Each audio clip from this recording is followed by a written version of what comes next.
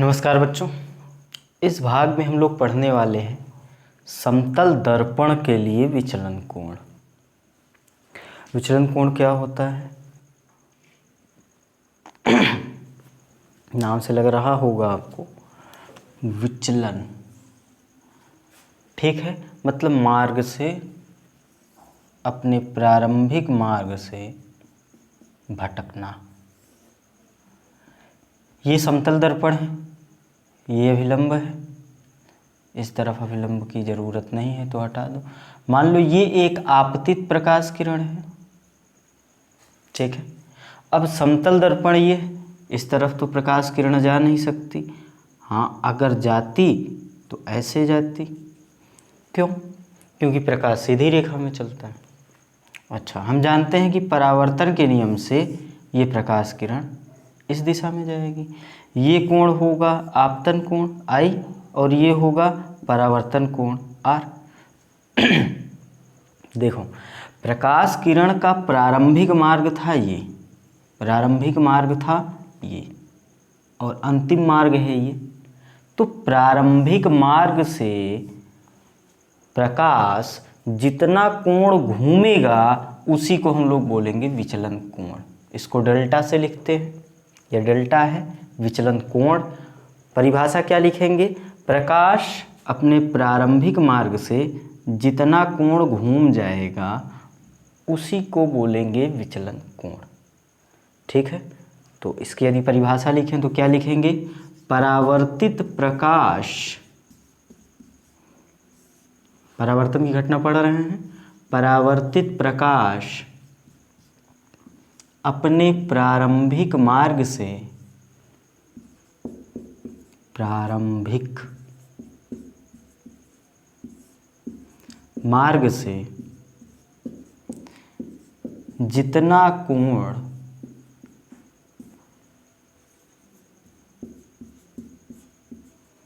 घूम जाता है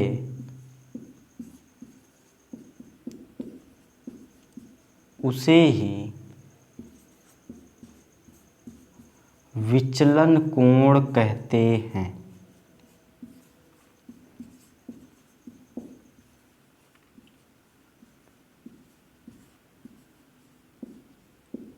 विचलन कोण क्या है? प्रकाश किरण का अपने प्रारंभिक मार्ग से जितना कोण घूमेगी वही है विचलन कोण। ये थी प्रकाश की प्रारंभिक दिशा, प्रारंभिक मार्ग। परावर्तित प्रकाश इस दिशा में है, कितना कोण घूमा? डेल्टा। यही डेल्टा क्या है? विचलन कोण। ठीक है, अब देखो, यहाँ पर इस विचलन कोण के लिए दिशा भी बताना आवश्यक है। तो दो दिशाएं होती हैं, हम लोग जानते हैं, एक क्लॉकवाइज और एक एंटी क्लॉकवाइज। तो क्लॉकवाइज दिशा कौन सी दिशा है? ये क्लॉकवाइज। क्लॉकवाइज हिंदी में बोलते हैं दक्षिणावर्त। मतलब जिस दिशा में घड़ी घूमती है, घड़ी ऐसे ही तो घूमती है, तो इसीलिए इसको क्लॉकवाइज बोलते हैं, दक्षिणावर्त। ध्यान रखना। और इसी के विपरीत दिशा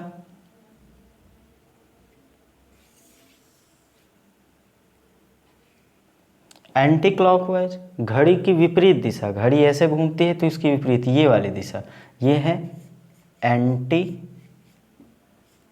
क्लॉकवाइज।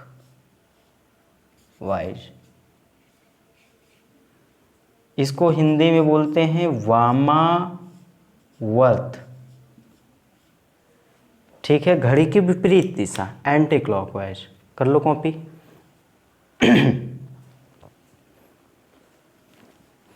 कर लिए? तो यहाँ पे यदि हम बात करें इस दिए गए डायग्राम में, विचलन कोण की दिशा क्या है? ये इस दिशा में घूमा ना, इस दिशा में। ये प्रारंभिक दिशा, ये अंतिम दिशा। इस दिशा में प्रकाश किरण आई तो ये कौन सी दिशा है? एंटी क्लॉकवाइज, घड़ी की विपरीत दिशा, वामावर्त। तो यहाँ का विचलन कोण कैसा है? वामावर्त। तो विचलन कोण होता क्या है? विचलन कोण है प्रकाश अपने प्रारंभिक मार्ग से जितना कोण घूम जाएगी उसी को बोलेंगे हम लोग विचलन कोण। परावर्तन में पढ़ रहे हैं, मतलब परावर्तित प्रकाश अपने प्रारंभिक मार्ग से जितना कोण घूम जाएगी। तो आपको करना क्या है, प्रारंभिक मार्ग ढूंढो, परावर्तित प्रकाश ढूंढो और विचलन कोण, ये होगा विचलन कोण। दिशाएं ये होंगे। कर लो कॉपी। कर लिया।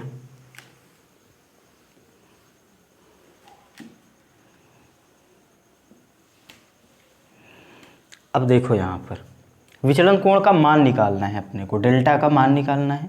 हम ये जानते हैं कि अगर एक सीधी रेखा है तो उस पर कितना कोण बनता है, 180 अंश, जिसको हम पाई रेडियन भी बोलते हैं। ठीक है, एक सीधी सरल रेखा में। मतलब ये है, अगर हम इस रेखा की बात करें, ये जो आपतित प्रकाश था, ये पूरी रेखा की बात करें, ये तो यहाँ पे कितने कोण बन रहे हैं, आई बन रहा है, आर बन रहा है और ये डेल्टा बन रहा है।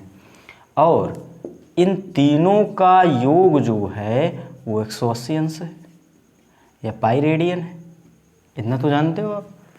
एक सरल रेखा में 180 अंश का कोण बनता है, मतलब ये तीनों कोणों का योग कितना होगा, 180 अंश। तो यहाँ से एक बात हम ये भी जानते हैं कि आई बराबर आर। क्यों? क्योंकि ये परावर्तन है, परावर्तन का नियम। तो अब यहाँ से आर की जगह आई रख दो तो ये हो जाएगा 2i प्लस डेल्टा बराबर पाई। तो डेल्टा का वैल्यू क्या मिला, पाई माइनस 2i। एक फार्मूला मिला। ठीक है, यहाँ हमने क्या किया था, i बराबर आर रखा था, ये यहाँ से i की जगह आर रखा, तो अपने को डेल्टा मिला, delta is equal to pi minus 2i। हम ये भी कर सकते हैं कि अब इस i की जगह r रख दे, तो ये r प्लस आर 2r हो जाएगा। ये r प्लस आर 2r हो गया, उधर जाके घट गया तो पाई माइनस 2r भी हो सकता है। तो ये विचलन कोण के दो फार्मूले हैं, डेल्टा बराबर पाई माइनस 2i या पाई माइनस 2r। ये सिंपल सी ज्योमेट्री से निकाल लिए हैं, इसको भी नोट कर लो।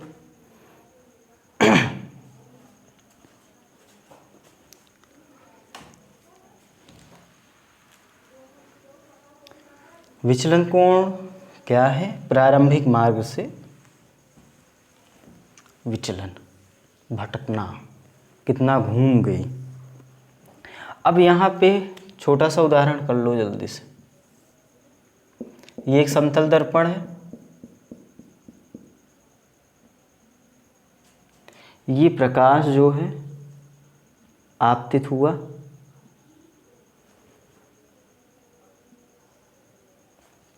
तीस अंश पर,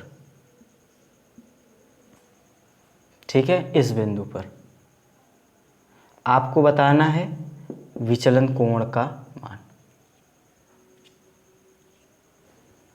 इसको बनाओ, सॉल्व करो। फार्मूला याद होना चाहिए आपको, delta is equal to pi minus 2i, और साथ में आपको दिशा भी बतानी है, क्लॉकवाइज की एंटी क्लॉकवाइज। आ जाए। अभी डेल्टा का फार्मूला हमने पढ़ा पाई माइनस 2i या फिर पाई माइनस 2r। मतलब अपने को i और r पता होना चाहिए तो हम निकाल लेंगे, और i बराबर r होता है, यदि i पता चल गया तो r तो पता चल ही जाएगा। अब यदि हम इस सवाल के लिए में देखें तो एक समतल दर्पण है, ये रखा है, और ये आपतित किरण समतल दर्पण के साथ 30 अंश का कोण बना रही है। तो यदि इसके लिए आपतन कोण पता करना है तो इस बिंदु पे अभिलंब खींचो, ये होगा अभिलंब, और अभिलंब ये होगा, मतलब ये पूरा कोण कितना बनेगा, 90 अंश। अभिलंब होने का मतलब ये पूरा कोण कितना है, 90 अंश। तो अगर ये 30 है तो ये कितना बचा, 60। मतलब यही तो हुआ अब आपतन कोण, आपतित किरण और अभिलंब के बीच का कोण, यही है आपतन कोण। मतलब आई का वैल्यू मिल गया 60। अब डेल्टा निकाल लो, पाई माइनस 2i 60, पाई का चाहे ये अगर डिग्री में निकाल रहे हो तो पाई का वैल्यू डिग्री में लिख दो, 180 डिग्री, और ये 60 दूना 120, कितना मिला, 60 अंश। ये आ गया डेल्टा। अभी आपको दिशा भी बतानी है कि इस डेल्टा की दिशा क्या है, क्लॉकवाइज कि एंटी क्लॉकवाइज। तो इसके लिए क्या करते हैं हम लोग, प्रारंभिक मार्ग ढूंढो। ये था प्रारंभिक मार्ग। अब देखो आपतित किरण ये है तो परावर्तित किरण तो ये जाएगी ना, यदि आपतित किरण ये है तो परावर्तित किरण ये गई। तो अब ये प्रारंभिक मार्ग से कितना घूमी, डेल्टा, ये डेल्टा निकाल लिए। दिशा की बात करें तो ये कौन सी दिशा है, ये वाली, ये वाली, ये भी एंटी है, एंटी क्लॉकवाइज, एंटी क्लॉकवाइज है ना, ये घड़ी की विपरीत दिशा, वामावर्त, लिख लो वामावर्त।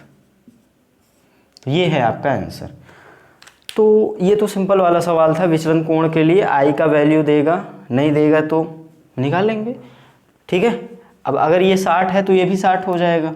आर, चूंकि आई बराबर आर, तो चाहे इस वाले फार्मूले में रखो चाहे इसमें, कर लो कॉपी इसको। तो विचलन कोण का ये सिंपल सा कॉन्सेप्ट अभी है, अभी आगे बढ़ेंगे इसी पे। ये सवाल समझ में आया होगा आपको, ठीक है। अब हम लोग ग्राफ देख लेते हैं, विचलन कोण और आई के बीच का कोण देख लें और फिर विचलन कोण और आर के बीच का ग्राफ देखते हैं हम लोग। ग्राफ देखेंगे डेल्टा और आई के बीच का, ठीक है। देखें, देखो ग्राफ बनाने के लिए आप ये जानते हो कि जिन भी दो राशियों के बीच आप ग्राफ बनाना चाहते हो उन राशियों के बीच संबंध आपको पता होना चाहिए, मतलब फार्मूला पता होना चाहिए। अभी डेल्टा और आई के बीच आप ग्राफ बनाना चाहते हो तो आपको डेल्टा और आई के बीच का फार्मूला याद होना चाहिए, याद है। अब हम इसकी मदद से बनाएंगे ग्राफ। ग्राफ बनाने के लिए हम जानते हैं कि ये एक्स अक्ष लेते हैं, ये वाई अक्ष लेते हैं, पता है। इस वाले अक्ष पे हम ले लिए डेल्टा और इस वाले अक्ष पे ले लिए हम लोग आई, मतलब एक्स अक्ष वाले में हम लोग आई लिए हैं और वाई अक्ष पे हम लोगों ने क्या लिया, डेल्टा, विचलन कोण, ठीक है। ग्राफ बनाने का सबसे पहला, जब ग्राफ बनाते हैं तो सबसे पहले क्या करते हैं हम लोग, जिन भी दो राशियों के बीच ग्राफ बना रहे हों उनका संबंध ढूंढते हैं, फार्मूला ढूंढते हैं, ढूंढ लिया हमने।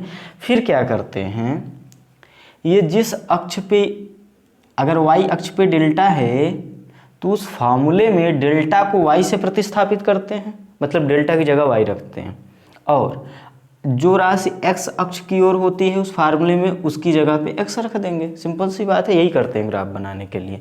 तो डेल्टा की जगह हमने वाई रखा, क्योंकि हम ये पता करना चाहते हैं कि ये ग्राफ कैसा बनेगा, सरल रेखा बनेगा, वृत्त, परवलय, अतिपरवलय, दीर्घवृत्त, किस प्रकार का ग्राफ बनेगा। तो उसके लिए यही करते हैं, क्यों, क्योंकि भैया हम एक्स और वाई एक्सिस के बीच में ग्राफ ढूंढ रहे हैं, ठीक है। तो डेल्टा की जगह वाई रखा। पाई, पाई आप जानते हो कांस्टेंट वैल्यू है, पाई क्या है, नियत मान है, नियत की जगह पे सी रखते हैं। अगर आपको अभी आइडिया नहीं लग रहा है तो इसको पाई पढ़ा रहने दो, इतना तो पता है कि पाई कांस्टेंट है ना। अभी क्या लिखते हैं आपको आइडिया लग जाएगा, एक लाइन और आगे आते हैं, ये 2। अब इस आई की जगह क्या रख देंगे, एक्स। अब अगर आप ध्यान दो तो ये ग्राफ सरल रेखा का बन रहा है। जब y और x की घात 1 होती है सरल रेखा का ग्राफ बनता है, और ये कुछ y बराबर mx प्लस सी जैसा ग्राफ है, याद है सरल रेखा का ग्राफ y बराबर mx प्लस सी, जहाँ पर m क्या है इस ग्राफ की प्रवणता और c क्या है y अक्ष की धन दिशा से काटा गया अंतःखंड। यदि आप ये प्लस सी होगा, प्लस सी का मतलब ये प्लस लगा है, अगर ये सी पॉजिटिव होगा तो y अक्ष की धन दिशा से काटा गया अंतःखंड, अगर नेगेटिव होगा तो y अक्ष की ऋण दिशा से काटा गया अंतःखंड। क्योंकि यहाँ फार्मूले में प्लस लिए हैं तो हम y अक्ष की धन दिशा से काटा गया अंतःखंड लेंगे। तो ये y बराबर mx प्लस सी जैसा ये समीकरण है, इसमें x का जो गुणांक है वो m है, और m कितना है -2, x का गुणांक कितना है यहाँ पे -2, यहाँ पे m, तो m बराबर -2, और ये जो c है c का वैल्यू कितना है पाई, मतलब y अक्ष की धन दिशा से काटा गया अंतःखंड, चूंकि ये पॉजिटिव है ना, प्लस का पाई है, तो y अक्ष की धन दिशा से काटा गया अंतःखंड पाई है। और इस ग्राफ की, ये जो ग्राफ बनेगा डेल्टा और i के बीच, उसकी प्रवणता कितना है -2, -2 मतलब m कैसा है नेगेटिव, प्रवणता कैसी है नेगेटिव, और प्रवणता का फॉर्मूला जानते हो आप लोग, m बराबर tan थीटा। प्रवणता का फॉर्मूला m बराबर tan थीटा। और यदि m नेगेटिव है, यदि m ऋणात्मक है तो थीटा ग्रेटर 90, थीटा का मान 90 से बड़ा होगा। tan थीटा तभी तो नेगेटिव आएगा। तो अब हमको क्या क्या पता चल चुका है, अंतःखंड पता चल चुका है भाई। सरल रेखा का ग्राफ है, सरल रेखा y बराबर mx प्लस सी में अंतःखंड चाहिए और प्रवणता चाहिए। प्रवणता पता चल गई, नेगेटिव है, -2 परिमाण है, परिमाण कह रहा हूँ, परिमाण -2 है, ओवरऑल नेगेटिव है और अंतःखंड कितना है, पाई। तो ये ग्राफ ऐसे बनेगा, समझ में आ रहा होगा आपको। प्रवणता नेगेटिव, इसलिए ये वाला कोण यही तो है थीटा। m बराबर tan थीटा में ये जो थीटा 90 से बड़ा यही है। x अक्ष की धन दिशा से वामावर्त दिशा में घूमा गया जो कोण होता है वो थीटा होता है। m बराबर tan थीटा में जो थीटा होता है वो y अक्ष की धन दिशा से वामावर्त दिशा में, इस दिशा में घूमा गया कोण होता है। तो अब ये 90 से बड़ा है तो ऐसा ही ग्राफ बनेगा, तभी ये 90 से बड़ा होगा। और ये जो अंतःखंड है इस लंबाई का, ये है अपना क्या, पाई। ये ग्राफ तो हम डेल्टा के बीच बना ही रहे थे। बात समझ में आ गई। तो अब हमको ये बताओ, ये बिंदु तो 0,0 था, तो ये वाला बिंदु क्या होगा। इस बिंदु के लिए i का मान तो 0 है, x का मान 0 है, मतलब i का मान 0 है, और y का मान मतलब पाई का मान इस बिंदु के लिए, सॉरी y का मान मतलब डेल्टा का मान इस बिंदु के लिए कितना है, पाई, क्योंकि ये पूरी लंबाई है पाई। बात समझ में आ गई आपको। इतना तो समझ में आ रहा होगा देखने से, क्योंकि ये लंबाई पूरी पाई है, इसलिए इस बिंदु के निर्देशांक कितना हो गए, 0, पाई। अब यहीं पर अगर हम ये देखें, ये जो फॉर्मूला देखा है हमने, delta is equal to pi minus 2i। अब डेल्टा के जगह यहाँ पे क्या रख दें, पाई। तो ये जैसे ही यहाँ पाई रखेंगे तो पाई 0 हो गया, तो i का वैल्यू कितना मिल गया, 0। यहाँ पे है ना i का वैल्यू 0। अब अगर हम इस बिंदु की बात करें, इस बिंदु के निर्देशांक की बात करें, इस दिशा में i तो है ही, इस बिंदु के निर्देशांक की बात करें तो इस बिंदु पे y का वैल्यू 0 होगा। ये x अक्ष है, x अक्ष पे y 0 मतलब डेल्टा 0, और पहले लिखते हैं x, निर्देशांक में पहले x लिखते हैं। x लिखने का मतलब पहले i लिखेंगे, पहले क्या लिखेंगे, i। और डेल्टा कितना है इस बिंदु के लिए, डेल्टा तो 0 है, डेल्टा का वैल्यू यहाँ पे 0 रखो, 0 रखोगे तो 0 बराबर पाई माइनस 2i। तो i का वैल्यू कितना मिला, उधर घट गया, भाग हो गया, तो i का वैल्यू कितना मिला, पाई/2, मतलब यहाँ i का वैल्यू है पाई/2 और डेल्टा का वैल्यू कितना है, 0। इस बिंदु के निर्देशांक कितना होंगे, पाई/2, 0। अब देखो यहाँ पे ये जो पाई/2, ये जो पाई/2 है ये i का अधिकतम मान है। पाई/2 क्या है, अधिकतम मान है i का। अभिलंबवत आपतन और स्पर्शी आपतन यदि याद हो आपको, तो वहाँ अभिलंबवत आपतन के लिए i का मान होता था 0, जो कि न्यूनतम होता था, और स्पर्शी आपतन के लिए i का मान होता था 90 अंश, पाई/2, जो कि अधिकतम होता था। तो यहाँ पर ये अधिकतम है, i का अधिकतम मान और डेल्टा का न्यूनतम मान। यहाँ पर है i का न्यूनतम मान अभिलंबवत आपतन के लिए और डेल्टा का अधिकतम मान। ठीक है, क्यों, एक न्यूनतम एक अधिकतम तो दूसरा न्यूनतम, एक न्यूनतम तो दूसरा अधिकतम। क्यों, क्योंकि इस फार्मूले से आपको लग रहा होगा कि डेल्टा और i एक दूसरे के व्युत्क्रमानुपाती हैं। ये भी चीज़ें लिख सकते हो आप कहीं पर कि डेल्टा और i एक दूसरे के व्युत्क्रमानुपाती हैं। कर लो कॉपी इतनी चीज़ें, फिर आगे बढ़ते हैं हम लोग।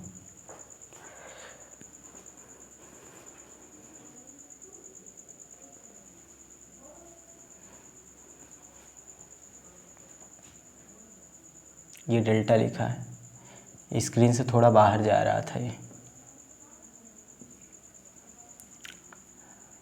ठीक है, तो ग्राफ बनाने के लिए कुछ भी नहीं करते हम लोग, जो दो वस्तुओं के बीच, जो दो राशियों के बीच ग्राफ बनाना है, उनमें सबसे पहले फार्मूला ढूंढेंगे और फिर जिस एक्सिस के अनुदिश उनको रखे हैं वो एक्सिस रख के देख लेंगे ग्राफ कैसा बन रहा है। यहाँ पे सरल रेखा बन रहा है y बराबर mx प्लस सी जैसा। जिसमें m होता है प्रवणता।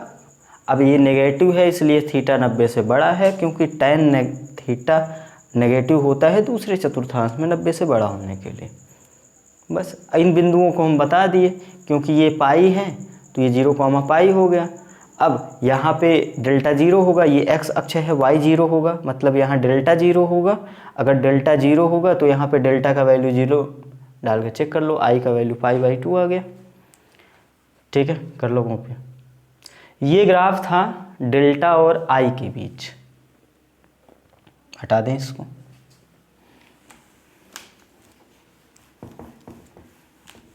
अब जिस प्रकार ग्राफ बना है डेल्टा और i के बीच, उसी प्रकार ग्राफ बनेगा डेल्टा और r के बीच। स्मॉल r मतलब परावर्तन कोण, इसी प्रकार बनेगा, क्योंकि फार्मूला एक ही ऐसा ही है तो ग्राफ भी ऐसा बनेगा।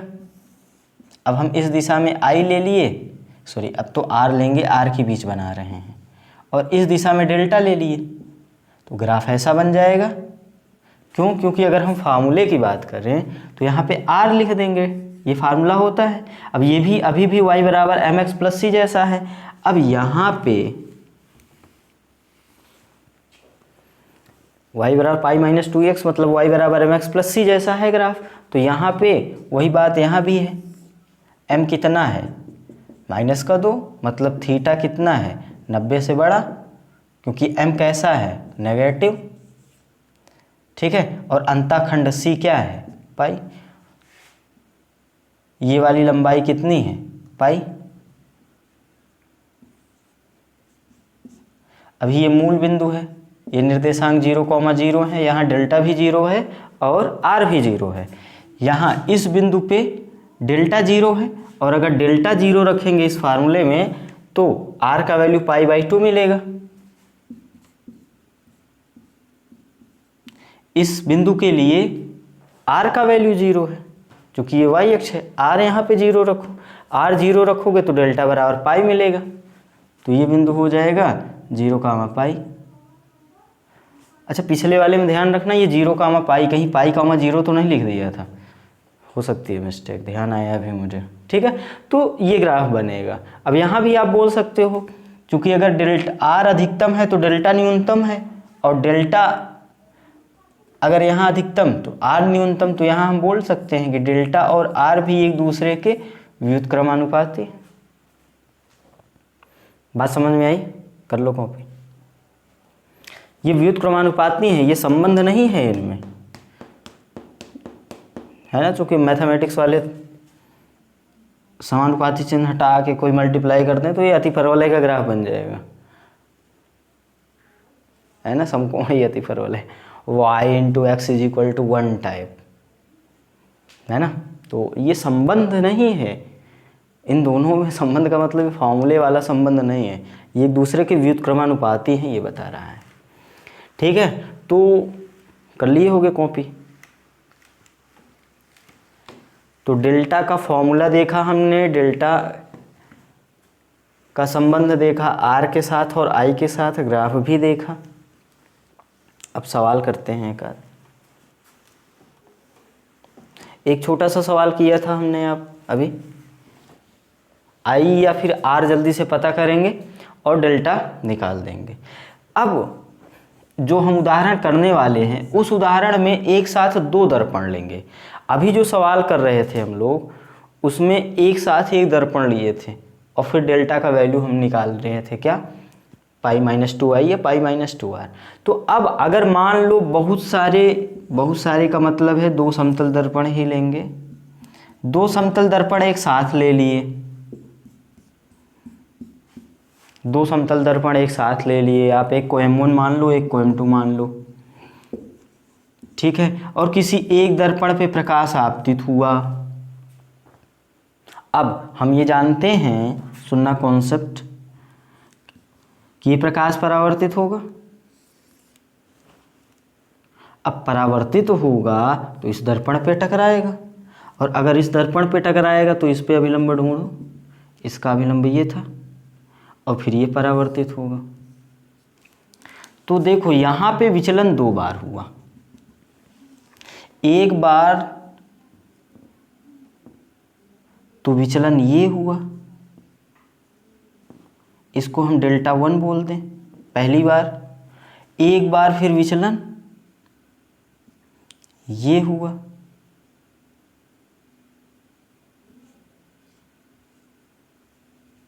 दो बार विचलन हुआ ना इसका, एक बार इस समतल दर्पण से विचलन, फिर एक बार इस समतल दर्पण से विचलन, इसको हम लोग डेल्टा बोल दें। तो अब सवाल कहेगा अच्छा ये किसी कोण पर झुके होंगे, अभी सवाल के लैंग्वेज में लिखाऊंगा कैसे आता है।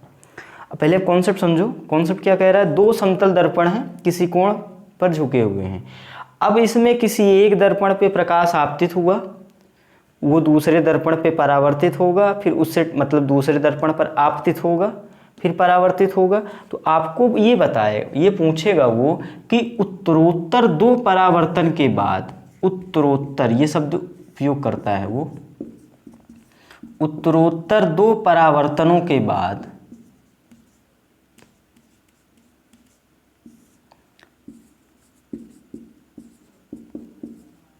विचलन कोण बताइए। क्या कहता है, उत्तरोत्तर दो परावर्तनों के बाद, देखो एक बार परावर्तन ये हुआ फिर एक बार ये हुआ, उत्तरोत्तर मतलब लगातार क्रमशः, या फिर आगे कह सकता है क्रमशः दो परावर्तनों के बाद आपको बताना है विचलन कोण। तो अब आप ये देख रहे होंगे कि एक बार यहाँ पे विचलन हुआ फिर यहाँ पे विचलन हुआ, यहाँ का विचलन हमने डेल्टा 1 माना है, यहाँ का विचलन हमने डेल्टा 2 माना है। तो अब जो कुल विचलन होगा डेल्टा नेट जिसको हम लोग बोलेंगे वो होगा डेल्टा 1 प्लस डेल्टा 2, दोनों को जोड़ देंगे। इसके लिए विचलन कोण हम निकालेंगे पाई माइनस 2y, इसके लिए विचलन कोण निकालेंगे पाई माइनस 2y, और दोनों विचलन कोण को जोड़ देंगे तो अपना कुल विचलन कोण आएगा। लेकिन खास बात क्या है कि जोड़ते समय डेल्टा 1 व डेल्टा 2 दोनों की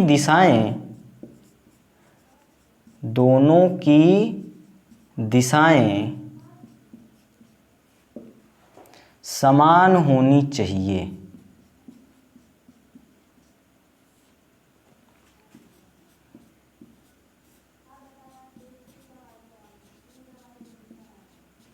मतलब ये है कि अगर डेल्टा 1 क्लॉकवाइज है तो डेल्टा 2 भी क्लॉकवाइज होगा, तभी सीधा सीधा जुड़ेगा। अगर ये एंटी क्लॉकवाइज तो ये एंटी क्लॉकवाइज होगा तब जुड़ेगा। अब अगर ये एंटी क्लॉकवाइज नहीं होगा, मतलब दोनों अगर असमान होंगे तो पहले उसको समान हम करेंगे, एक में बदलेंगे दोनों को, या तो क्लॉकवाइज या एंटी क्लॉकवाइज, फिर जोड़ेंगे। अभी हम वो सवाल में देखते हैं कैसे बदलेंगे और कैसे जोड़ेंगे। कॉन्सेप्ट ये है कि दोनों सतहों के लिए हम लोग अलग अलग विचलन कोण निकालेंगे, फिर उनको दिशाओं के साथ जोड़ देंगे। ठीक है, बना लो डायग्राम, फिर सवाल पे आते हैं।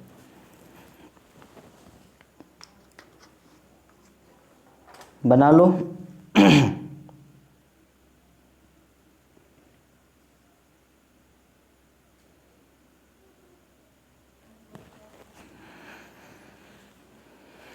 बना लिए, हटा दें इसको।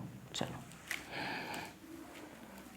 क्या करेंगे हम लोग, दोनों को समान दिशा में विचलन, दोनों सतह के लिए, दोनों समतल दर्पण के लिए हम लोग विचलन कोण निकालेंगे, दोनों की दिशाओं को समान बनाएंगे, फिर जोड़ देंगे।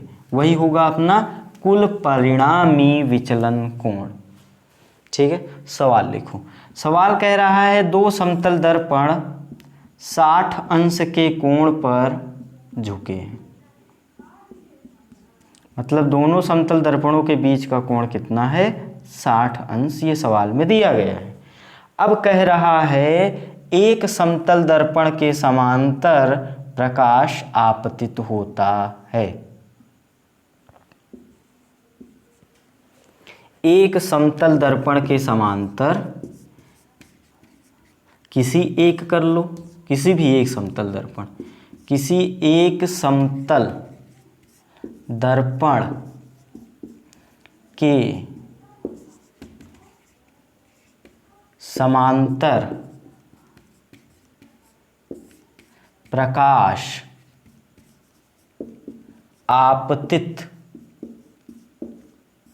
होता है। दो उत्तरोत्तर परावर्तनों के बाद, दो उत्तरोत्तर परावर्तनों के बाद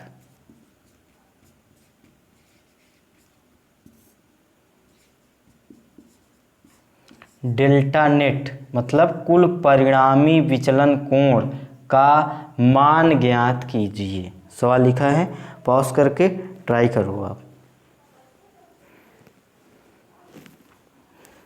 कर लिया ट्राई? सवाल कह रहा है दो समतल दर्पण किसी कोण थीटा मतलब 60 अंश दिया गया है, उस पर झुके हैं, मतलब दोनों के बीच का कोण 60 अंश है।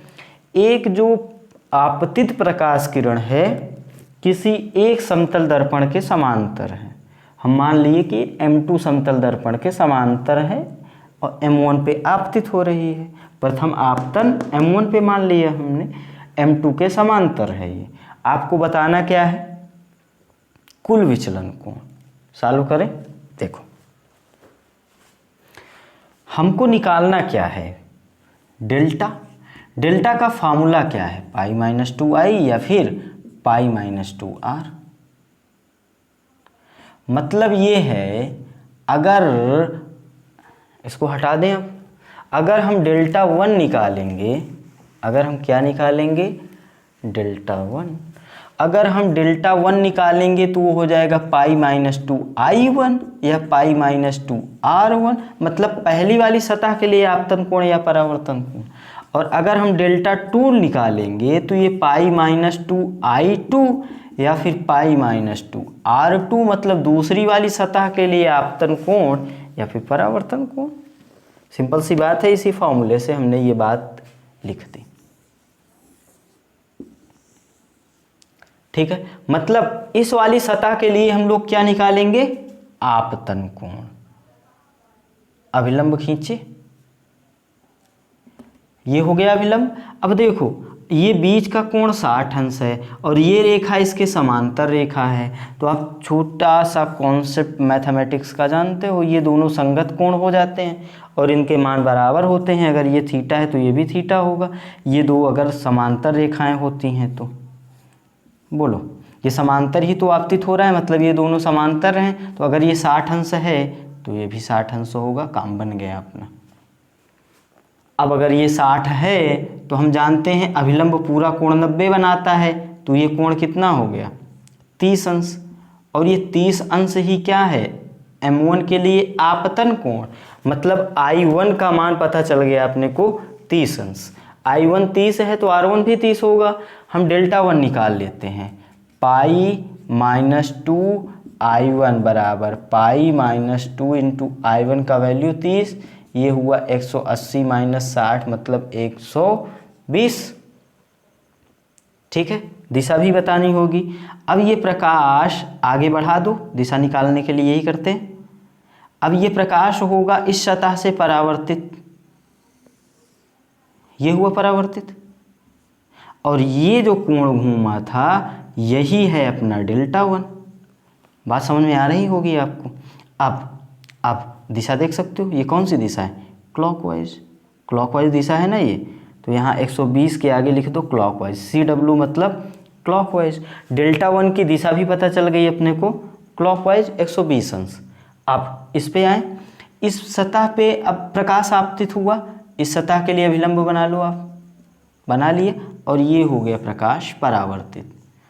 उत्तरोत्तर 2 परावर्तन हो गए, पहली बार यहाँ पे, दूसरी बार यहाँ पे। ठीक है, आपको निकालना क्या है? अब इस सतह के लिए आपतन कोण मतलब I2 का वैल्यू निकालना है। आगे चलें, कैसे निकालेंगे? देखो ये 30 अंश है, इस सतह के लिए आपतन कोण, तो ये भी 30 अंश होगा परावर्तन कोण। क्या बोलते हो? सही है ना?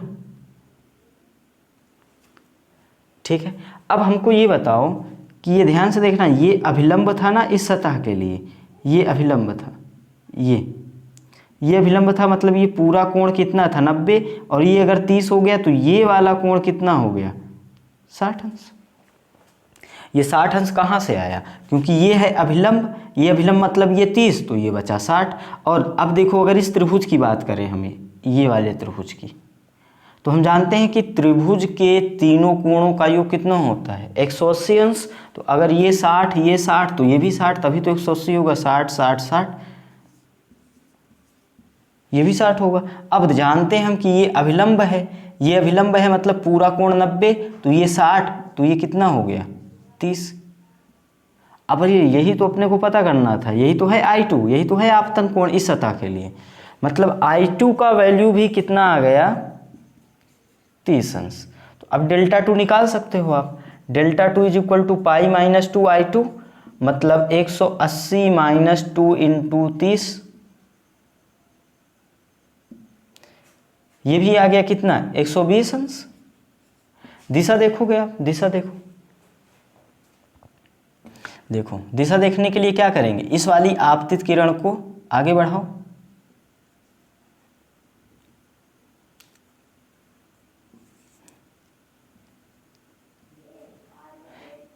ये थी आपतित दिशा, आपतित किरण, और ये है परावर्तित, मतलब ये इतना ही तो कोण घूमा, यही तो है क्या विचलन कोण, मतलब डेल्टा 2। और इसकी दिशा अगर देखो तो ये भी घड़ी की दिशा में ही तो है, क्लॉकवाइज, ये भी क्लॉकवाइज है, मतलब ये भी कितना मिला क्लॉकवाइज में आया। हमने क्या कहा था कि कुल विचलन कोण के लिए आपको डेल्टा 1 और डेल्टा 2 को सीधा जोड़ दो, लेकिन उनकी दिशाएं समान होनी चाहिए। तो अब इस बार तो दिशा समान है ही, तो बदलने की आवश्यकता नहीं है। तो अपना जो डेल्टा नेट होगा, जो डेल्टा नेट होगा वो होगा डेल्टा 1 प्लस डेल्टा 2, मतलब 120 प्लस 120 240, और दिशा कौन सी क्लॉकवाइज। क्लॉकवाइज को क्लॉकवाइज में जोड़े, क्लॉकवाइज ही आएगा। ठीक है, तो कुल विचलन कोण इस दिए गए सवाल के लिए कितना होगा 240 अंश, और उसकी दिशा क्या होगी क्लॉकवाइज। कर लो कॉपी, फिर आगे चलते हैं।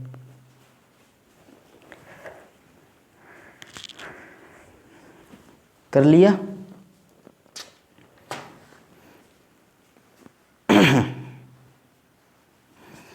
कॉपी कर लिया।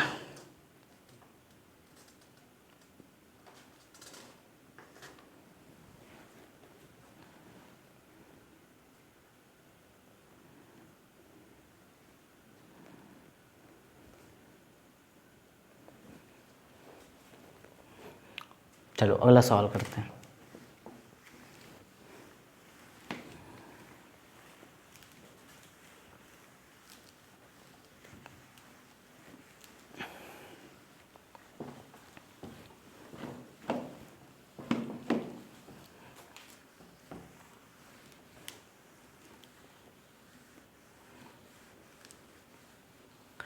दो समतल दर्पण हैं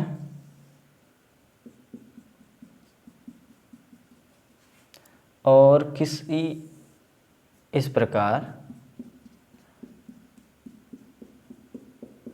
रखे हैं, इसको आप M1 मान लो, इसको M2 मान लो। इनके बीच का कोण दिया है आपको 30 अंश। ठीक है,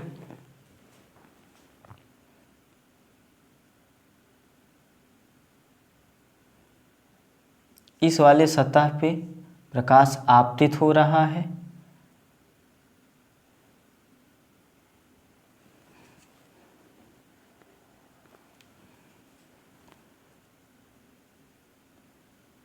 ये जो दर्पण है M1 वाला जो दर्पण है,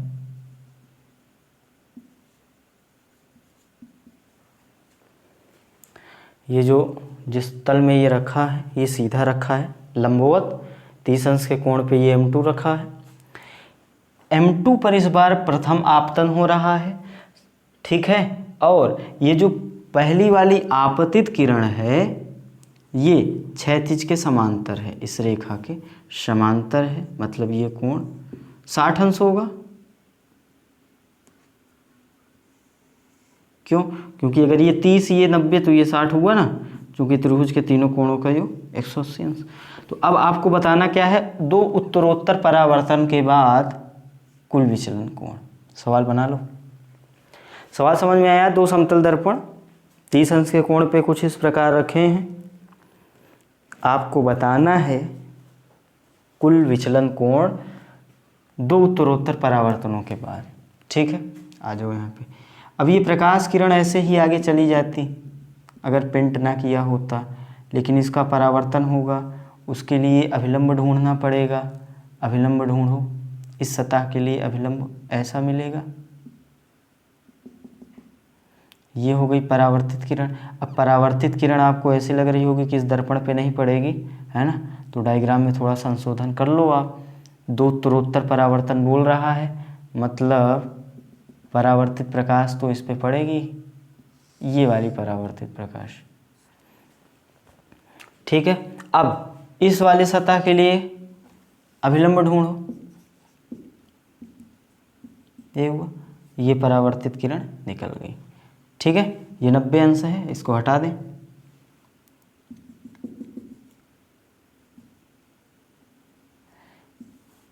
ये है डेल्टा 2। चलो M1 से M1 से हो रहा है तो डेल्टा 1 मान ले और ये है डेल्टा 2, M2 से हो रहा है, इसको डेल्टा 2 मान लो। आपको निकालना है डेल्टा नेट, मतलब डेल्टा 1 प्लस डेल्टा 2।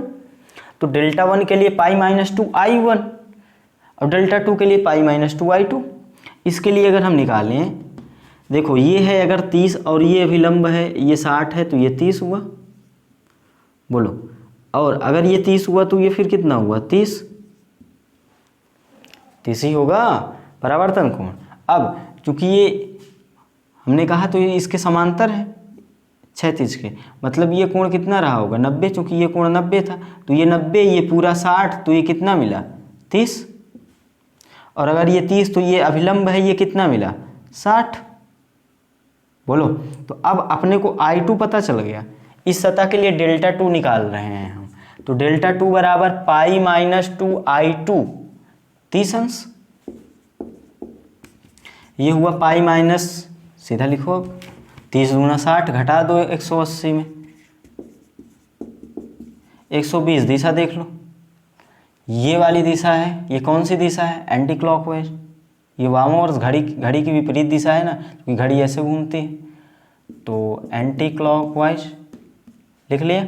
अभी डेल्टा 1 की बात करो आप, डेल्टा 2 क्या होगा, पाई माइनस 2i1। i1 का ये आपतन कोण कितना है, 60 अंश। ये अभिलंब, ये आपतित किरण, बीच का कोण आपतन कोण 60 अंश।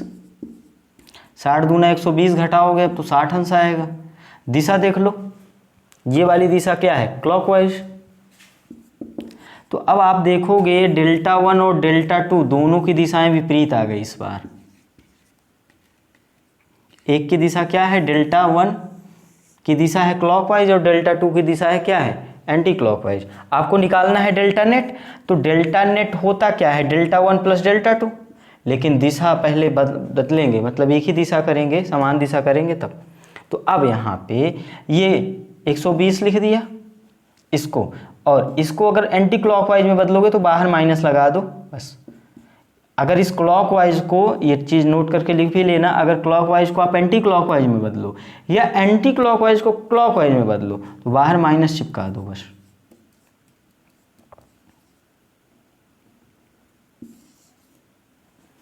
ठीक है, तो ये माइनस का 60 एंटी क्लॉक होगा, तो ये प्लस करेंगे लेकिन माइनस है तो माइनस आ जाएगा, तो ये 60 अंश। अभी किस में आ रहा है आंसर, एंटी क्लॉकवाइज में। बात समझ में आ रही है। अगर क्लॉकवाइज में निकालना होता तो इसको बदलते, तो ये माइनस का 120 हो जाता। ठीक है, कर लो कॉपी पहले इसको।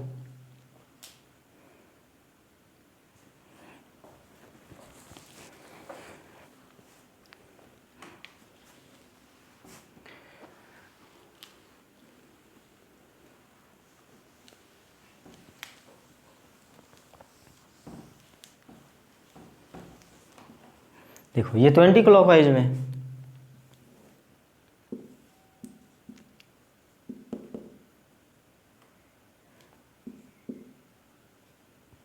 तो अब अगर हमको मान लो क्लॉकवाइज में निकालना होता, क्लॉकवाइज में निकालना है मतलब इसको क्लॉकवाइज में बदलें, तो पहले इसको लिखे, तो ये 60 तो क्लॉकवाइज हो ही गया,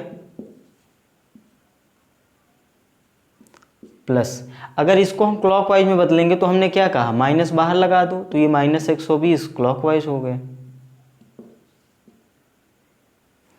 तो ये प्लस माइनस का 120 क्लॉकवाइज। तो मिला क्या अपने को, प्लस माइनस, माइनस का 60 क्लॉकवाइज, या फिर -60 तो माइनस लगाओगे तो माइनस माइनस प्लस हो जाएगा क्लॉकवाइज। एंटी क्लॉकवाइज कितना 60 और क्लॉकवाइज कितना -60। इतना लिख लो। फिर एक और क्लॉकवाइज और एंटी क्लॉकवाइज में बदलने का एक तरीका और भी बताते हैं। तो यहाँ पर एक चीज़ आपने और भी सीखी क्या, क्लॉकवाइज को एंटी क्लॉकवाइज में बदलना और एंटी क्लॉकवाइज को क्लॉकवाइज में बदलना। क्या करते हैं, माइनस बार लगा के बदल दो। मतलब अगर 60 अंश क्लॉकवाइज है तो वो -60 अंश एंटी क्लॉकवाइज हो जाएगा। ठीक है, 120 अंश एंटी क्लॉकवाइज है तो वो -120 क्लॉकवाइज हो जाएगा। ठीक है, ये तो पहला तरीका है बदलने का। एक तरीका और होता है, 360 में से घटा दो उसको। मान लो डेल्टा 1 दिया गया है, जैसे यहीं पे मान लो, इसी को मान लो, डेल्टा कितना दिया है 120, 60 एंटी क्लॉकवाइज, यही आया ना। तो इसको हमको बदलना है क्लॉकवाइज में। क्लॉकवाइज में बदला, माइनस आ रहा है -60, माइनस नहीं चाहिए अपने को। तो हम क्या करेंगे, इसको 360 में से घटा दो। जो कोण है उसी कोण को 360 में से घटा दो। घटा दिया, अब दिशा बदल दो आप, एंटी क्लॉकवाइज था क्लॉकवाइज कर दो। तो कितना आ गया 300। तो एक तरीका ये भी होता है क्लॉकवाइज को एंटी क्लॉकवाइज में बदलने का। 360 में से उसी कोण को घटा दो, जो आएगा अब दिशा बदल गई। ये एंटी क्लॉकवाइज था क्लॉकवाइज। ठीक है, एक तरीका क्या, बाहर माइनस लगा दो, दूसरा तरीका ये। तो ये जो विचलन कोण कुल आया था, आप उसको 60 एंटी क्लॉक बोलो या -60 क्लॉक बोलो या फिर 300 डिग्री क्लॉकवाइज बोलो। ऑप्शन जो होगा उसके आधार पर चेक कर लेंगे। बात समझ में आ गई आपको। तो जब दो समतल दर्पण किसी कोण पर झुके होते हैं तो डेल्टा नेट कैसे निकालते हैं, दो उत्तरोत्तर परावर्तन के बाद, ये बात आपको समझ में आ गई होगी। हम I1 और I2 निकाल लेते हैं और उसके बाद क्या करते हैं, डेल्टा 1 डेल्टा 2 निकालते हैं, फिर डेल्टा नेट निकालते हैं, डेल्टा 1 प्लस डेल्टा 2, दोनों को दिशा बदल सेम करने के बाद सीधा जोड़ दो। ठीक है, अब इसी कॉन्सेप्ट का एक सिंपल सा तरीका ये है, delta net is equal to 2 theta. ये फार्मूला है दो उत्तरोत्तर परावर्तनों के बाद कुल विचलन कोण निकालने का। डेल्टा नेट बराबर 2 थीटा। ये थीटा क्या है, वही दोनों समतल दर्पणों के बीच का कोण। मतलब अभी हम क्या कर रहे थे, अभी हम I1 और I2 निकाल रहे थे, ज्योमेट्री लगा के मैथमेटिक्स से I1 I2 निकाल रहे थे। फिर डेल्टा 1 निकाल रहे थे, डेल्टा 1 बराबर π-2I1, डेल्टा 2 निकाल रहे थे π-2I2। फिर दोनों की दिशा बराबर करके जोड़ रहे थे, वहाँ से आ रहा था डेल्टा नेट। अब उसी को आसानी से सॉल्व करने के लिए ये ट्रिक है अपनी, delta net is equal to 2 theta. ये फार्मूला लगा दो, बस डेल्टा नेट मिल जाएगा। ठीक है, डेल्टा नेट बराबर 2 थीटा। अब एक बात और, चूंकि आप अभी देख रहे होंगे कि डेल्टा जब भी आ रहा है उसकी दिशा आ रहा है, तो मैं तो ये कोण की बात कर रहा हूँ, विचलन कोण तो आ जाएगा, दिशा कैसे निकालेंगे। तो दिशा निकालने के लिए ये नोट लिख लो आप, जो मैं लिख रहा हूँ कि उस दर्पण पर खड़े हो जाओ, ये लिखो जो मैं बोल रहा हूँ, उस दर्पण पर खड़े हो जाओ जिस पर प्रथम आपतन या परावर्तन, क्योंकि अगर आपतन प्रथम होगा तो परावर्तन भी प्रथम होगा, जिस पर प्रथम आपतन या परावर्तन हुआ हो, फिर दूसरे दर्पण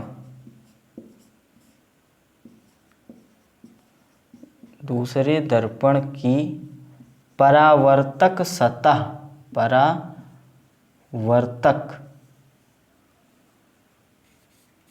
सतह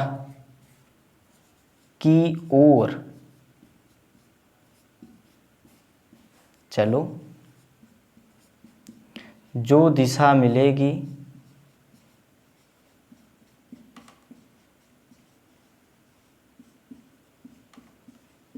वही दिशा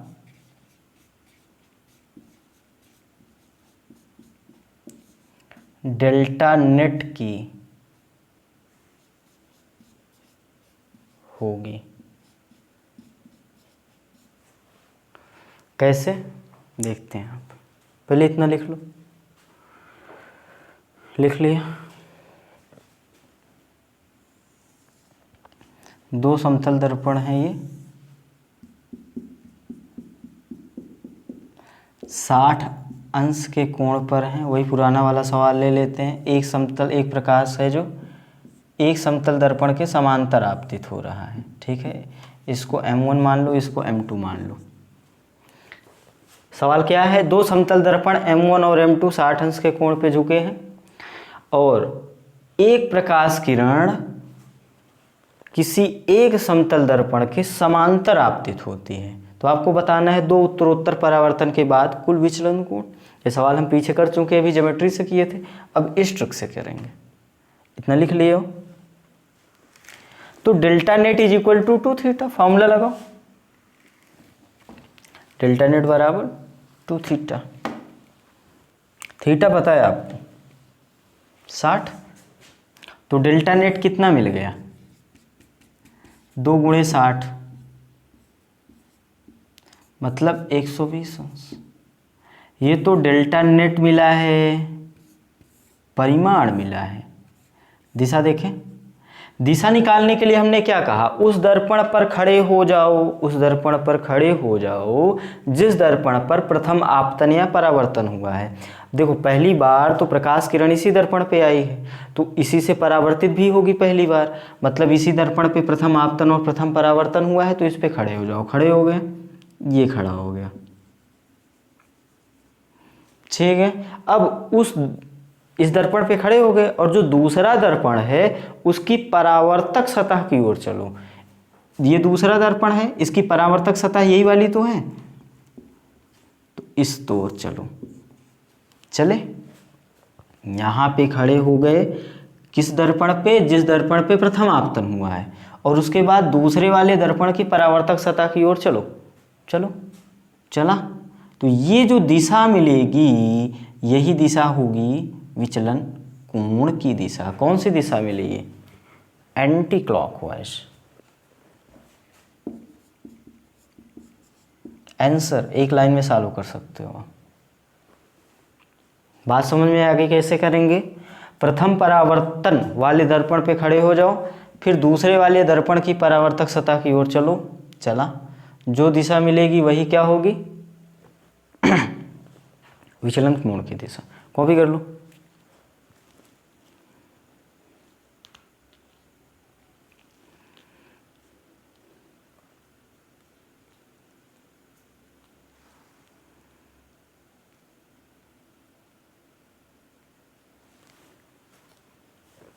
हटा दें। दूसरा वाला उदाहरण जो किया था आपने, दोनों दर्पणों के बीच का कोण कितना था?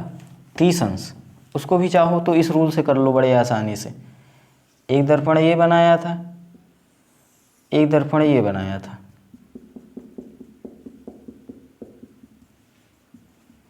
इसके बीच का कोण हमने बताया आपको 30 अंश, और हमने कहा कि प्रथम आपतन इस दर्पण पे हो रहा है।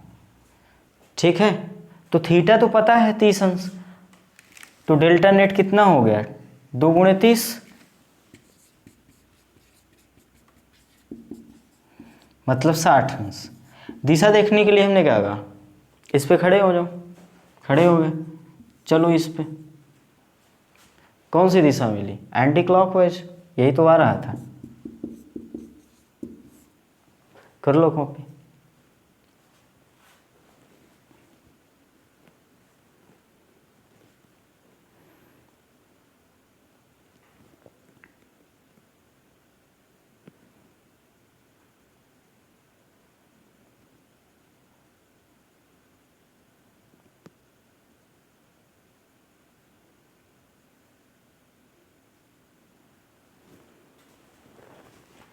अगला सवाल लिखो।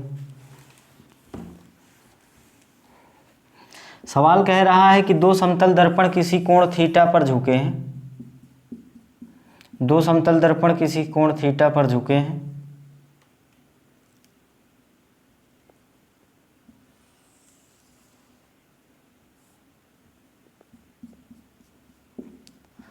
दो समतल दर्पण किसी कोण थीटा पर झुके हैं। सवाल कह रहा है कि अब इन दर्पण में से किसी एक पर प्रकाश इस प्रकार आपतित होता है कि दूसरे दर्पण से जब प्रकाश परावर्तित होता है तो वो आपतित किरण के समांतर है। ध्यान से सुनो क्या कह रहा है। किसी एक दर्पण पर प्रकाश आपतित होता है, मान लो M1 पे पहली बार प्रकाश आपतित हो रहा है, तो M1 पर प्रकाश इस प्रकार आपतित हो रहा है कि जब M2 से प्रकाश परावर्तित होकर वापस लौटता है तो M2 से परावर्तित प्रकाश और M1 पे आपतित प्रकाश दोनों एक दूसरे के समांतर हैं, ये कह रहा है सवाल। तो मान लो M1 पे कुछ इस प्रकार प्रकाश आपतित हो रहा है, ठीक है। अब जब ये M2 से परावर्तित होगा फाइनली, तो ये जो परावर्तित किरण होगी M1 इस वाले किरण के, इस आपतित किरण के समांतर होगी, ये सवाल कह रहा है। सवाल की लैंग्वेज क्या है कि किसी कोण थीटा पर झुके हैं दो समतल दर्पण, उस पर प्रकाश इस प्रकार आपतित होता है कि अंततः या दूसरे समतल दर्पण से परावर्तित होने के बाद प्रकाश आपतित प्रकाश के समांतर होता है। तो आपको निकालना क्या है, ये थीटा निकालना है। इस बार ये थीटा दिया है और ये कह रहा है कि परावर्तित प्रकाश समांतर है इस आपतित के। तो अब इसके लिए अगर हम किरण आरेख को थोड़ा कंप्लीट करें, ये अभिलंब हो गया, ये हो गई इसके लिए आपतित किरण, अब ये अभिलंब हो जाएगा और ये हो गई परावर्तित प्रकाश, और कुछ ऐसा बनाओ ताकि इसके समांतर हो जाए, हो गई समांतर, ठीक है। ये कोण बड़ा लग रहा है तो इधर कोण इसको बढ़ा दो,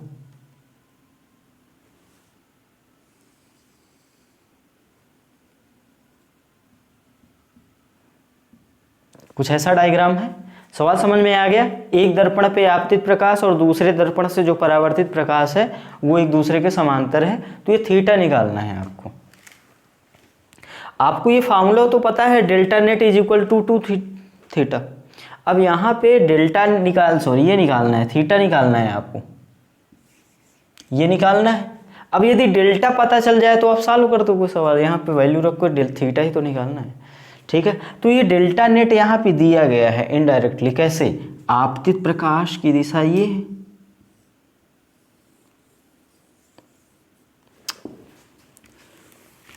आपतित प्रकाश की दिशा ये और परावर्तित प्रकाश की दिशा ये,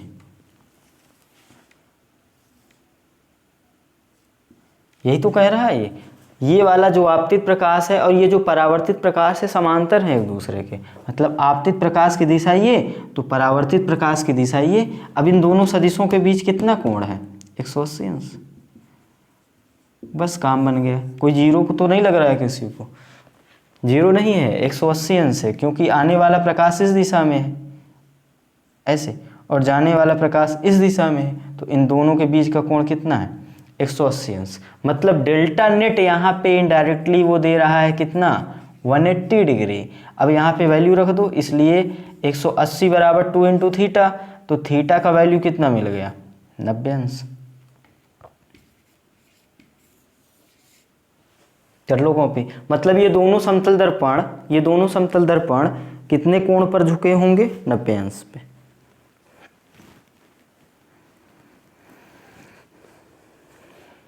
इस फार्मूले की उपयोगिता समझ में आई आपको। आपको यहाँ कोण देखने की ज़रूरत ही नहीं है, नहीं ज्योमेट्री से सॉल्व करोगे थोड़ी सी लेंदी कैलकुलेशन पड़ेगी। समझ में आ रही है बात, इसे फार्मूला लगाओ। कर लिया इतना कॉपी। अब देखो इस फार्मूले की एक खास बात और, फार्मूले की खास बात एक और, वो खास बात कौन, दिखाऊं ना, इसको हटा देता हूँ। Delta net is equal to 2 theta. दिशा कैसे देखते हैं, अब कोण की तो दिशा बतानी नहीं है, वो बता रहा है 180, चला गया। अब देखो इस फॉर्मूले की एक खास बात ये है कि ये जो फार्मूला है ये आपतन कोण पर निर्भर नहीं करता, आपतन कोण पर निर्भर नहीं करता। बहुत बड़ी बात है ये भैया ये कह रहा है कि अगर दो समतल दर्पण थीटा कोण पर झुके हैं, इस लाइन का मतलब समझो, अगर दो समतल दर्पण थीटा कोण पर झुके हैं तो आपतन कोण कुछ भी हो, आपतन कोण से लेना देना नहीं है, कितने ही कोण पर प्रकाश भेजो आप, कितना ही आपतन कोण हो, विचलन कोण सदैव डेल्टा नेट कितना होगा 2 थीटा। ये तो बड़ी अजीब सी बात है। मतलब आप 30 पे भेजो, 60 पे भेजो, कितने पे भी भेजो, विचलन कोण सदैव कितना होगा 2 थीटा। मतलब ये जो फॉर्मूला है आपतन कोण आई पर निर्भर ही नहीं करता। मतलब तो यही हुआ ना कि कितने पर भी भेजो, अगर ये 60, अगर ये 90 है, अगर ये 90 है तो विचलन कोण 180 होगा। आप इसके लिए आपतन कोण चाहे 30 रखो, चाहे 60 रखो, चाहे 45 रखो, चाहे 90 रखो चाहे कुछ भी रखो, विचलन कोण इतना ही होगा। मतलब आपतित किरण और परावर्तित किरण समांतर हो जाएंगी, बीच का कोण 90 होना चाहिए, आपतन कोण कुछ भी रखो। कॉन्सेप्ट समझ में आया? सवाल कर लो, ये लाइन लिख लो।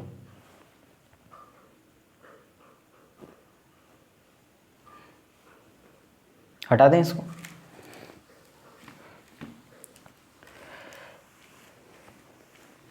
ये जो बात मैंने बोली कि आपतन कोण कुछ भी हो, विचलन आएगा 90 ही, ये चेक करने के लिए चलो एक बार हम आपतन कोण ले रहे हैं 30 अंश। ये है आपका उदाहरण। उदाहरण क्या है? ये दो समतल दर्पण हैं, इनके बीच का कोण 90 अंश है। मैं बोल रहा हूं 90 अंश से, मान लो। अब एक दर्पण पर प्रकाश हो रहा है 30 अंश पर आपतित, ठीक है। मतलब I1 का वैल्यू कितना दिया हमने? 30 अंश। अब मैं ये नहीं बता रहा हूं कि ये प्रकाश किरण और ये समांतर है कि नहीं है, मैं समांतर है कि नहीं बता रहा हूं, मैं डेल्टा पूछ रहा हूं। डेल्टा नेट बताओ। सवाल समझ में आया कि नहीं?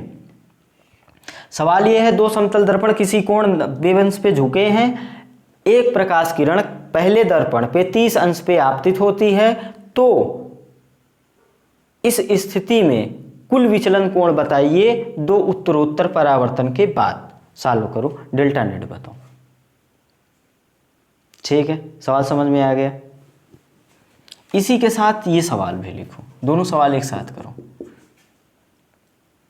दो समतल दर्पण 90 अंश पे झुके हैं। अच्छा 90 अंश, चलो इस बार प्रॉपर अच्छे से बना ही देते हैं। ये 90 अंश पे झुके हैं, इंक थोड़ा सा कम लग रहा है।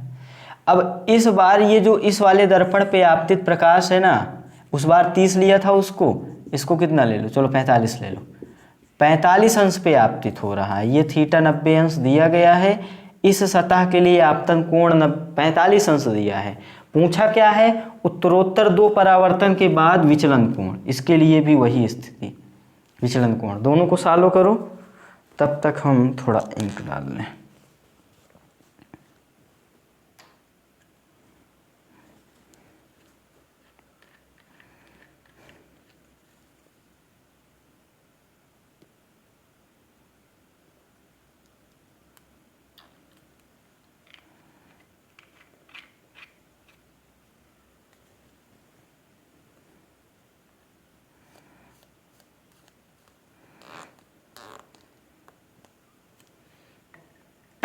चलो आ जाओ। जिसको ये लाइन याद होगी कि delta net is equal to 2 theta आपतन कोण कुछ भी हो, delta net is equal to 2 theta आपतन कोण कुछ भी हो, वो सीधा बोलेगा दोनों ही स्थितियों में जो डेल्टा नेट मिलेगा वो मिलेगा 180, क्योंकि 2 गुणा 90 180। ठीक है। अब ये तो हम ये बता दिए कि भैया आपतन कोण पर निर्भर नहीं करता। हम इसको ज्योमेट्री से सॉल्व करेंगे और देखेंगे क्या सच में दोनों के लिए 180 आ रहा है। ये लिख लो और फिर चलते हैं ज्योमेट्री से सॉल्व करने जल्दी से। वो डेरिवेशन मतलब वो बात भी प्रूफ हो जाएगी कि आपतन कोण कुछ भी लो, डेल्टा नेट क्या होता है 2 थीटा। अब ये परावर्तित किरण हो गई इसके लिए, तो ये 45 है तो ये भी 45 होगा, और ये हो गई इसके लिए परावर्तित कोण। अगर ये 90 है, अब देखो ये पूरा 90 था, ये 45 तो ये भी 45, और ये 45 ये 90 तो ये 45, ये 45 तो ये 45, तो ये 45, मतलब ये है I1 45 और I2 का वैल्यू भी कितना है 45, तो डेल्टा 1 कितना निकालोगे 180 माइनस 2 I1 मतलब 45, कितना मिला अपने को, ये 90 घट गया 90 आया। दिशा देख लो, एक ही दिशा मिलेगी, यहाँ पर ये जा रहा था इस दिशा में घूमा, ये एंटी क्लॉकवाइज। और इसी प्रकार डेल्टा 2 निकालो 180 माइनस 2 I2, I2 भी कितना है 45, कितना आ गया, घटा दो 90 आया। ये दिशा देखो, इस दिशा में जा रहा था ऐसे घूम गया, ये भी एंटी क्लॉकवाइज है, तो डेल्टा नेट कितना मिल गया डेल्टा 1 प्लस डेल्टा 2, एक ही दिशा है सीधा जोड़ दो, 90 प्लस 90 मतलब 180 आ गया ना सीधा सा। चाहे आप delta net is equal to 2 theta लगाओगे तब भी आएगा कितना 180 अंश। आपतन कोण यहाँ 45 लिया था, यहाँ पे देखो अब ये 30 है तो ये 60 होगा क्योंकि ये अभिलंब है, 90 है। अब अगर ये 60 है तो ये 30 होगा क्योंकि ये अभिलंब था, 60 30 90, ये 90 ये 30 तो ये 60, और ये अगर 60 तो ये 30, बोलो तो मतलब ये I1 हो गया और I2 का वैल्यू भी 30 मिल गया अपने को। तो यहाँ पे डेल्टा 1 निकालोगे तो क्या मिलेगा पाई माइनस 2 I1 मतलब 180 माइनस 2 I1 30 ही है ना, तो ये 30 दूना 60 घटा दो 120, कहीं कोई मिस्टेक तो नहीं की कैलकुलेशन वाली, ये 30 तो ये 60, ये 60 तो ये 30 60, ये 60 तो ये 30, डेल्टा 2 बराबर 180 माइनस 2 I2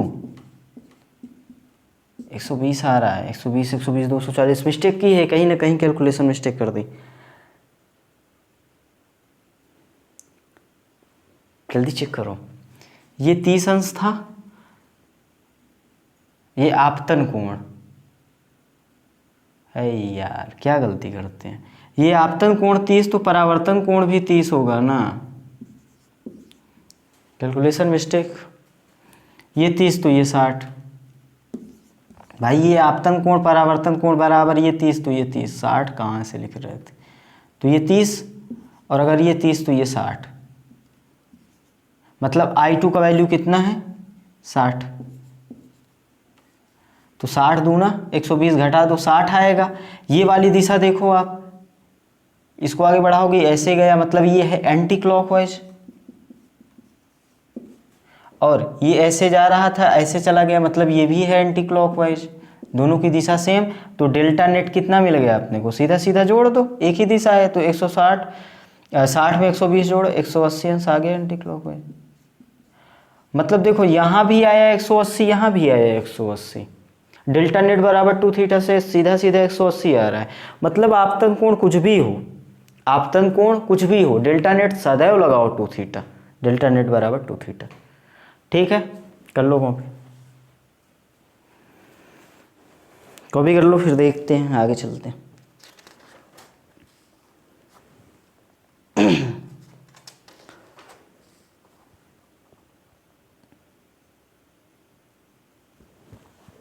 कर लिया, तो अब आवर्धन हम लोग कंप्लीट कर चुके हैं।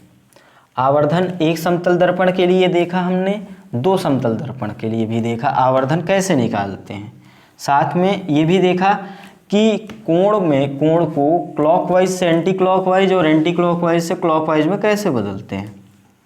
ठीक है, और delta net is equal to 2 theta भी देखा, जिस ये जो फार्मूला है delta net is equal to 2 theta, इस फार्मूले के लिए आपतन कोण पर निर्भर नहीं करता, जो विचलन कोण है दोनों दर्पणों के बीच के कोण पर निर्भर करता है। आपतन कोण आप कुछ भी लो, विचलन कोण सदैव 2 थीटा आएगा। क्लियर है। अब छोटी सी बात कर लेते हैं आवर्धन की। वैसे तो हम आवर्धन हम लोग पढ़ने वाले हैं डिटेल में, जब हम लोग वक्रीय या गोली दर्पण पढ़ेंगे। क्योंकि अभी समतल दर्पण पढ़ रहे हैं तो आवर्धन की बात कर लें, क्योंकि आवर्धन आप हाई स्कूल में भी पढ़ के आए हो। एम से लिखते हैं आवर्धन क्या होता है, वस्तु की लंबाई प्रतिबिंब की लंबाई। आवर्धन एम बराबर होता है प्रतिबिंब की लंबाई बटा वस्तु की लंबाई। फार्मूला लिख लो, बस इतना ही करना है। चूंकि आवर्धन फिर हम लोग डिटेल में पढ़ने वाले हैं, कहाँ, वक्रीय या फिर गोली दर्पण के लिए। तो यहाँ पे आवर्धन क्या है, प्रतिबिंब की लंबाई, प्रतिबिंब की लंबाई, यह हाई स्कूल में आप पढ़े हो आवर्धन का फॉर्मूला, बटा वस्तु की लंबाई, वस्तु की लंबाई। बाकी आवर्धन में हम लोग डिटेल में बात करेंगे जब हम लोग वक्री दर्पण पढ़ेंगे, ठीक है। अच्छा, समतल दर्पण के लिए हम लोग ये जानते हैं, समतल दर्पण के लिए हम लोग ये जानते हैं कि भैया जी जितनी लंबी वस्तु उतना लंबा प्रतिबिंब। मतलब प्रतिबिंब की लंबाई यदि हम लोग HI मानते हैं, इमेज और हाइट ऑफ इमेज, और इसको हाइट ऑफ ऑब्जेक्ट, और हम जानते हैं ये दोनों बराबर होगा, क्योंकि समतल दर्पण पढ़ रहे हैं, वस्तु की लंबाई बराबर प्रतिबिंब की लंबाई। मतलब अगर ये 5 तो ये 5, ये 10 तो ये 10, ये 20 तो 20, दोनों लंबाई बराबर। और एक खास बात और, हम लोग अभी आगे पढ़ ही लेंगे वक्री दर्पण में, और पीछे पढ़ भी चुके हैं हाई स्कूल में, कि मुख्य अक्ष के ऊपर की दूरी अगर हम धनात्मक ले रहे हैं तो नीचे की दूरी ऋणात्मक लेंगे। इतना तो जानते हो आप। तो अब अगर हम ये जानते हैं कि समतल दर्पण में अगर वस्तु ऊपर है तो प्रतिबिंब भी ऊपर बनेगा, और अगर वस्तु नीचे है तो प्रतिबिंब भी नीचे बनेगा। मतलब अगर ऊपर वाली दूरी हम धनात्मक लें तो ये दूरी अगर धनात्मक होगी तो ये वाली दूरी भी धनात्मक होगी। अगर मान लो हम वस्तु को नीचे ले रहे हैं तो ये ऋणात्मक होगी तो ये भी ऋणात्मक होगी। तो मतलब धन धन का अनुपात या फिर ऋण ऋण का अनुपात क्या होगा, प्लस का। चलो हम मान लो ऊपर ले रहे हैं दोनों को, वस्तु भी ऊपर ले रहे हैं तो प्रतिबिंब तो ऊपर बनेगा ही, और इसकी ऊंचाई हम h मान रहे हैं तो इसकी ऊंचाई भी h होगी। तो इसको अगर हम प्लस का h लिखें तो प्लस का h नीचे भी आएगा, और ये कट जाएगा तो कितना मिलेगा, प्लस का 1। मतलब समतल दर्पण का आवर्धन कितना होता है, सदैव सदैव सदैव +1। ये आपको याद रखना है, ठीक है। अभी बस ये फार्मूला ही याद रखो, प्रतिबिंब की लंबाई बटा वस्तु की लंबाई। हम वक्री दर्पण में डिटेल में पढ़ेंगे। कर लो कॉपी, किया कॉपी। एक छोटा सा कॉन्सेप्ट और देख लेते हैं समतल दर्पण पे, इस यहीं पे 2 मिनट लगेगा, क्योंकि वो सवाल जनरली किताबों में मिल जाता है तो करा देते हैं उसको। सवाल कह रहा है कि एक समतल दर्पण है। देखो छोटी छोटी बातें थोड़ा फास्ट चलेंगी, अच्छी बातें थोड़ा समय के साथ स्लो मोशन में, है ना। आप चाहो फास्ट ट्रैक पे चल सकते हो उसको बढ़ा के। सवाल क्या है, सवाल समझना अच्छे से क्या है। ये एक कैमरा है, अब ये समझ लेना, कैमरा में ऐसे ही बना सकता हूँ भाई। ये कैमरा है और ये है एक वस्तु, ऑब्जेक्ट। ये जो वस्तु है ये समतल दर्पण के सामने 4 मीटर सेंटीमीटर 4 इकाई दूरी पे रखी है, ठीक है। और ये जो कैमरा है ये समतल दर्पण के सामने मान लो 6 या 8, मान लो, चलो मीटर ही ले रहे हैं, 8 मीटर की दूरी पर, और ये 4 मीटर की दूरी पर है। समतल दर्पण के सामने वस्तु रखी है 4 मीटर की दूरी पर, और समतल दर्पण के सामने ही एक कैमरा रखा है 8 मीटर की दूरी पे। अब सवाल ये कह रहा है कि जो कैमरा है ये इस वस्तु के प्रतिबिंब का फोटो खींचना चाहता है। कैमरा लिखो आप, कैमरा वस्तु के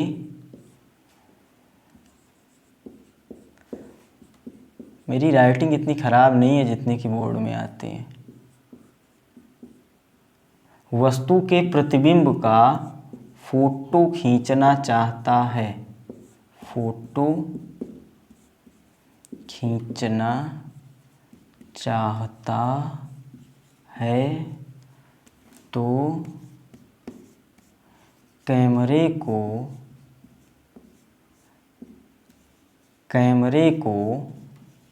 कितना दूर की, क्या हिंदी लिखते हो, कैमरे को कितना दूर फोकस करना चाहिए।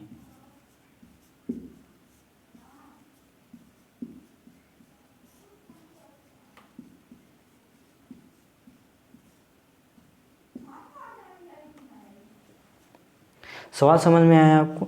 वस्तु के सामने 4 मीटर, दर्पण के सामने 4 मीटर पे वस्तु रखी है, 8 मीटर पे कैमरा रखा है, और ये कैमरा है किसका फोटो खींचना चाहता है? इस वस्तु के प्रतिबिंब का। वस्तु का फोटो नहीं खींच रहा है, ये वस्तु के प्रतिबिंब का फोटो खींच रहा है, और कह रहा है कैमरा कितना दूर फोकस हो।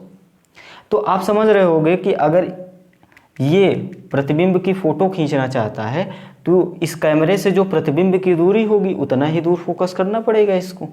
हम ये जानते हैं समतल दर्पण के सामने जितनी दूर वस्तु उतना ही पीछे प्रतिबिंब, मतलब ये 4 मीटर है तो ये 4 मीटर पे प्रतिबिंब बनेगा। अब हम ये जानते हैं कि अगर ये कैमरा इसकी फ़ोटो खींचना चाहता है तो अपने से इतना दूर पे फोकस करना चाहिए, तो ये दूरी तो बतानी है। ये 8 4 12